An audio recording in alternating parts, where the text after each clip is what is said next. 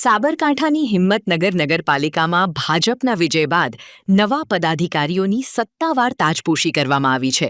પ્રમુખ પદે અરુણાબેન કડિયા અને ઉપપ્રમુખ તરીકે ગોપાલસિંહ રાઠોડના નામ જાહેર થતાં જ કાર્યકરોમાં ભારે ઉત્સાહ જોવા મળ્યો હતો. કારોબારી ચેરમેન પદે રાહુલ પટેલ, શાસક પક્ષના નેતા તરીકે શશિકાંત સોલંકી અને દંડક તરીકે રાજેન્દ્ર શર્માની નિમણૂક કરાઈ છે.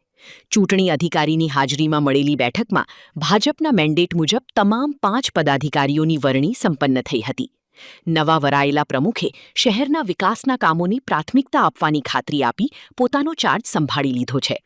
સંગઠનના આગેવાનો અને કાર્યકરોએ ફૂલહાર પહેરાવી નવા હોદ્દેદારોની જીતના નારા સાથે અભિનંદન પાઠવ્યા હતા. ભારતીય જનતા પાર્ટી પ્રદેશના હોદ્દેદારશ્રીઓ તેમજ સાબરકાંઠાના જિલ્લાના હોદ્દેદારશ્રીઓ અને ધારાસભ્યશ્રી, સંસદશ્રી અને હિંમતનગર શહેરના હોદ્દેદારશ્રીઓ અને મારા સાથી સદસ્યો જેઓએ મારા ઉપર ભરોસો મૂકીને જે મને જવાબદારી આપી તે બદલ એમનો હું દિલથી આભાર માનું છું. તેમજ અમે હિંમતનગર શહેરનો ખૂબ સરસ એવો વિકાસ કરીશું સાથે રહીને, અને અમે સૌ સાથે મળીને હિંમતનગરને એક નવું નજરાણું પણ આપીશું. અને હિંમતનગર તેમજ જિલ્લાના સંગઠનના સર્વે હોદ્દેદારો સાથે રાખીને અમે સૌ સાથે મળીને કામ કરીશું.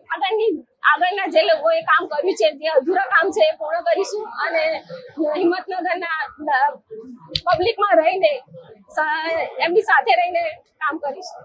આજે હિંમતનગર નગરપાલિકાના ઉપપ્રમુખ તરીકે જે મારી વરણી થઈ તેમાં સૌપ્રથમ હું મારા ગુરુના ગુરુ દેવાનંદ મહાદેવ એમનો આભાર માનું છું. એના પછી અમારો પ્રદેશ મોવડી મંડળ અને જિલ્લા મોવડી મંડળ એમનો ખૂબ ખૂબ આભાર. મારી પર ભરોસો રાખી જવાબદારી આપી છે, અમે સારી રીતે નિભાઈએ તેની અમે પ્રદેશ મોવડી મંડળને અને જિલ્લા મંડળને પ્રમુખશ્રી અને મહામંત્રીશ્રીઓને અમે પૂરેપૂરી ખાતરી આપીએ છીએ કે સારી રીતે અમે કામ કરીશું. જે આગળની બોડી જે વિકાસની કામ જે કર્યું એની અંદર આગળ ધપાવતા વિકાસની પ્રગતિ હંમેશા આગળ ચાલતી જ રહેવાની, એની અંદર અમે પણ પૂરક બની અને શહેરીજનોને સાથે રાખી જેટલું સારું કામ થાય એટલું કરવા અમે પૂરેપૂરા કટિબદ્ધ છીએ. અને મારી સાથી જે મિત્રો જેટલા હતા અહીંયા 36 આજે એ બધા લોકોને અમે ખૂબ ખૂબ આભાર માનીએ છીએ અને એમની સાથે રહી અને વિરોધ પક્ષની પણ સાથે રહી અને શહેરનું જે સારું થાય કામ એવું અમે પૂરેપૂરા કરવા માટે કટિબદ્ધ છીએ.